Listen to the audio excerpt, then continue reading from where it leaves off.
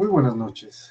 Tenemos la lectura de la liturgia de la palabra el día lunes 3 de marzo, de la octava semana del tiempo ordinario en el ciclo C.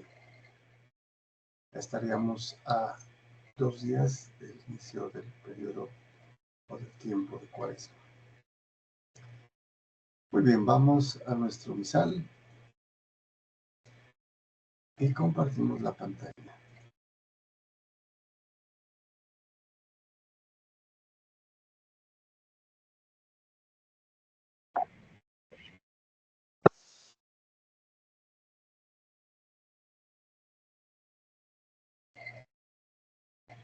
Muy bien, tenemos ya el texto. Vamos a...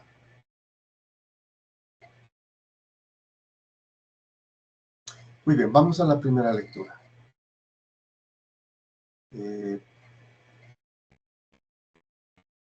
Parece que tenemos un problema de visibilidad. Permítanme confirmar. Ya está, ¿no? Muy bien. Continuamos con el desarrollo del libro del Eclesiástico.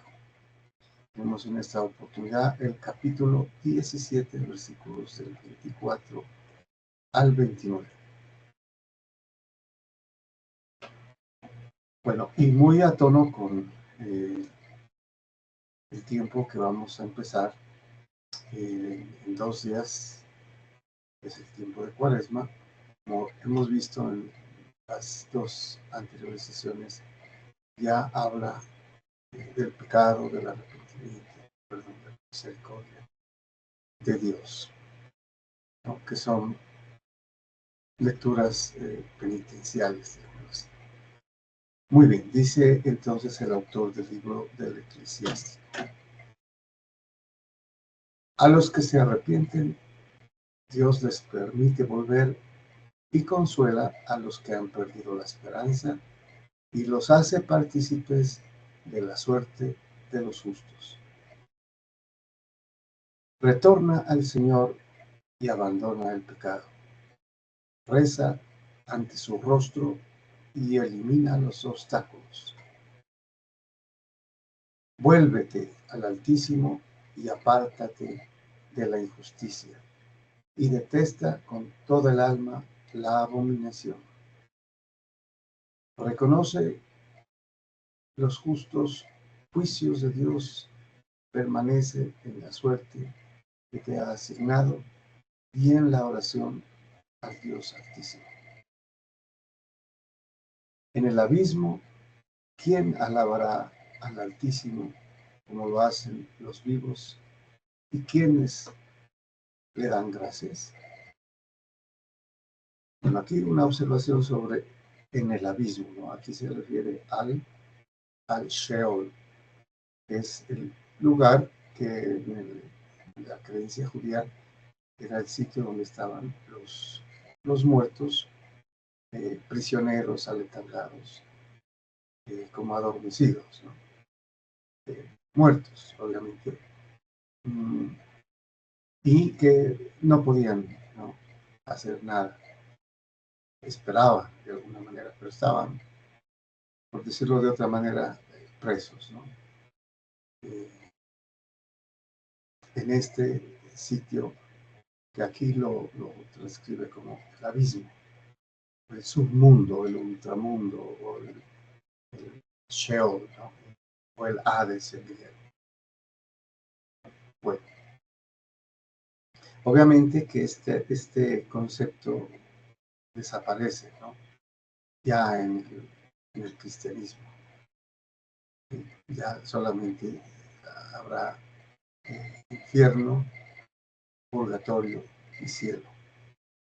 Purgatorio, cielo para los que se salvan y infierno para los que se pierden. Y se pierden eternamente. Muy bien. Entonces, repitamos desde el abismo. En el abismo, ¿quién alabará al Altísimo como lo hacen los vivos? ¿Y quiénes le dan gracias? Para el muerto, como para quien no existe, desaparece la alabanza. Solo el que está vivo y sano alaba al Señor. Qué grande es la misericordia del Señor y su perdón para los que retornan a Él. Entonces, dos cosas importantes, ¿no? Dice el texto aquí sobre la gracia que tenemos los vivos en acceder a la misericordia de Dios. Dándole gracias, participando en la liturgia, que es el culto divino. Y nosotros los católicos tenemos la Santa Misa, tanto la liturgia de la palabra como la liturgia de la Eucaristía, que es el dar gracias o la acción de gracias, ¿no? Que traducida al griego es Eucaristos o Eucaristía. Muy bien, vamos al Salmo responsorial. Tenemos el Salmo 31, cuyo responso es: alégrense justos y gocen con el Señor. Muy bien, este salmo se atribuye también al rey David, ¿no? Después de su pecado, y confesó, y tuvo la gracia, la misericordia, de la misericordia del Señor. Perdón. Bueno, nos dice el salmista, entonces en este caso el de rey David: dichoso el que está absuelto de su culpa, a quien le han sepultado su pecado. Dichoso el hombre a quien el Señor no le apunta el delito y en cuyo espíritu no hay engaño. Había pecado, lo reconocí. No te encubrí mi delito. Propuse, confesaré al Señor mi culpa, y tú perdonaste mi culpa y mi pecado. Serían palabras del rey David después de su pecado. Por eso, que todo fiel te suplique en el momento de la desgracia. La crecida de las aguas caudalosas no lo alcanzará. Y termina diciendo: tú eres mi refugio, me libras del peligro, me rodeas de cantos de liberación.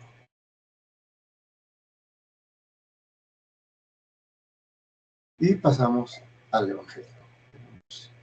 Eh, el Evangelio según San Marcos, que hemos venido leyendo, ¿no?, en este tiempo de ordinario.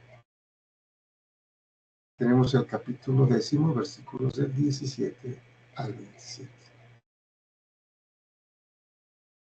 Nos dice San Marcos: en aquel tiempo, cuando salía Jesús al camino, se le acercó uno corriendo, se arrodilló ante él y le preguntó: Maestro bueno, ¿qué haré para heredar la vida eterna? Jesús le contestó: ¿por qué me llamas bueno? No hay nadie bueno más que Dios. Ya sabes los mandamientos: no matarás, no cometerás adulterio, no robarás, no darás falso testimonio, no estafarás, honra a tu padre y a tu madre. Bueno, lo que hace aquí el Señor Jesús es eh, darle los mandamientos, ¿no? Decirle que al cumplir los mandamientos, Él va a heredar la vida eterna. Pero es interesante porque cualquiera podría decir: ten fe en mí, cree que yo soy el Hijo de Dios, el Mesías. Porque se dirige a, lo más seguro es que sea un judío, lo más probable. Y esta respuesta es un poco intrigante, ¿no? sobre todo para nuestros hermanos separados, ¿no? Protestantes, porque para ellos la fe es la fe sola fide, con la doctrina de la sola fe. Entonces Jesucristo aquí debería haber dicho, ten fe en mí. Bueno, pero le dice, cumple los mandamientos para tener vida eterna, que es precisamente lo que dice San Juan el apóstol en su primera carta. Amar a Dios es cumplir los mandamientos. Y obviamente se asume, pues, obviamente la fe, la confianza en él, porque es quien lo dice. Sin embargo, veamos lo que sigue, ¿no? Que es importante y que respondería a esta inquietud. Este personaje replicó, Maestro, todo eso lo he cumplido desde mi juventud. Pues aquí sabemos que es un judío, ¿no? Con esta respuesta. Porque desde su juventud. Entonces, es un judío que ha cumplido la ley. Jesús se quedó mirándolo, lo amó y le dijo, o sea, le tuvo compasión. Una cosa te falta. Anda, vende lo que tienes, dáselo a los pobres, así tendrás un tesoro en el cielo, y luego ven y sígueme. Bueno, aquí está la respuesta a la declaración intrigante del Señor Jesús, ¿no? Es, bueno, has cumplido la ley, pero te falta lo más importante, el amor, la caridad, para con quienes, para con el prójimo, para los más necesitados, que es precisamente la nueva ley, la ley del Evangelio, la ley de la gracia, que es precisamente despojarse y amar haciendo obras de amor, obras de caridad. Y entonces le pone este reto y le dice, y así tendrás un tesoro en el cielo, que no lo tiene, ha cumplido la ley, ¿no?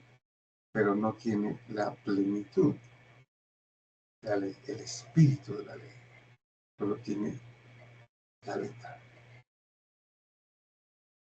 Y además le dice, y luego ven y sígueme. O sea, tendría que hacerse cristiano, tendría que convertirse, a seguirlo a él. Obviamente de aquí se desprende la fe, la confianza, ¿no? En quien está hablando. A estas palabras él frunció el ceño y se marchó triste porque era muy rico. Jesús, mirando alrededor, dijo a sus discípulos, qué difícil les será entrar en el reino de Dios a los que tienen riquezas. Los discípulos quedaron sorprendidos de estas palabras. Bueno, podemos imaginarnos por qué quedaron sorprendidos, ¿no? Porque ellos todavía pensaban que al ser los discípulos del rey, ellos iban a tener también riqueza y poder. Pero Jesús añadió, hijos, qué difícil es entrar en el reino de Dios. Más fácil le es a un camello pasar por el ojo de una aguja que a un rico entrar en el reino de Dios. Ellos se espantaron y comentaban, entonces, ¿quién puede salvarse? Jesús se les quedó mirando y les dijo, es imposible para los hombres, no para Dios. Dios lo puede todo. Entonces este es el cierra con broche de oro, ¿no? La providencia, la omnipotencia, el poder de Dios, pero sobre todo la misericordia, ¿no? Muchas gracias y bendiciones.